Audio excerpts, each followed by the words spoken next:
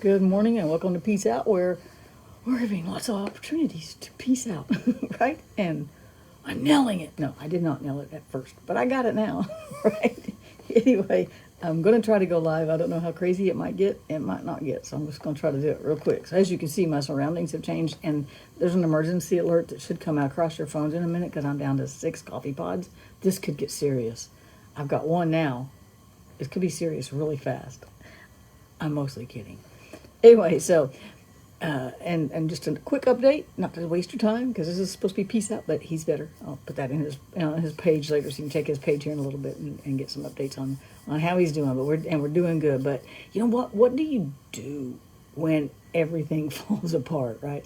I have to tell you, I did not do well at first, and I was praying. I was very close to my prayers were really close to Psalm 13, where David's saying things like, you know what? How long are you going to look the other way, God? How come you're not seeing what's going on in my life?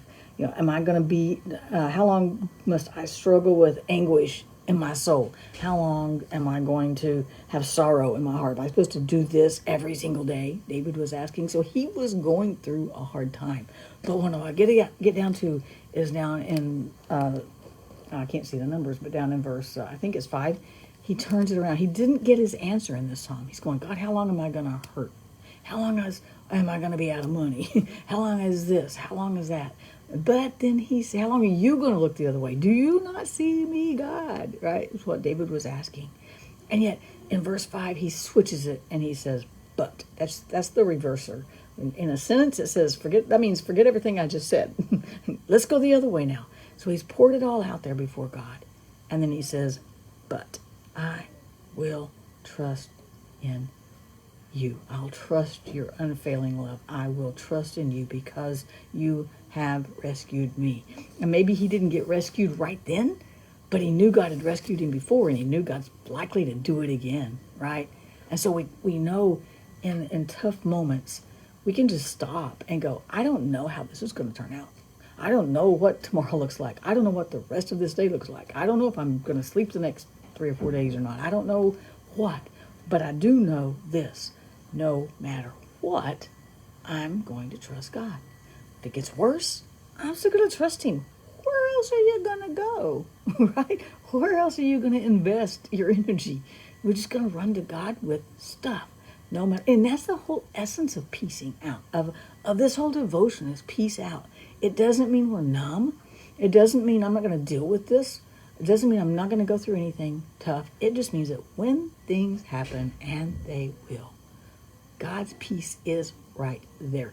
God's peace didn't stay at my apartment. See, God's not sitting in my recliner taking a break from me, which would be very well deserved, by the way. He's not sitting there in his recliner taking a break from me going, I'll be here when you get home. Let me know how it turns out. No, he's with me. I didn't have to write down my prayers so I could read them to him when I got home.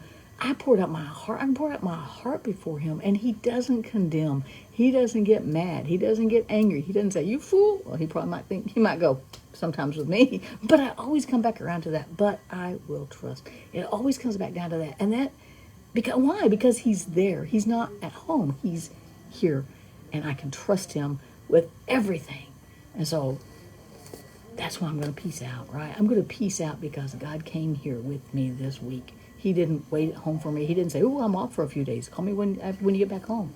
No, he's always with, he's always on, and he's always got us. So no matter how bad the first 4 verses of our day may look, the first 4 verses of this week, this month, this year, or this moment, we can start the next moment with, we can turn it around with, but I will trust no matter what. If the worst thing imaginable happens, I still gotta trust him. There's really not a better option, right?